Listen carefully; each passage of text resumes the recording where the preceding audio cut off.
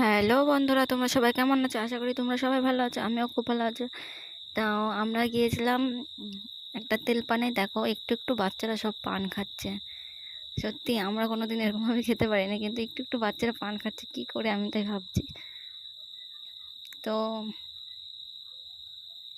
তোমাদের ভিডিওটা ভালো লাগলে লাইক কমেন্ট শেয়ার করে দিও, আর দেখতে থাকো আমাদের এই তেল পানে কেমন কি হয় আমাদের ভিতরে তেল পানটা।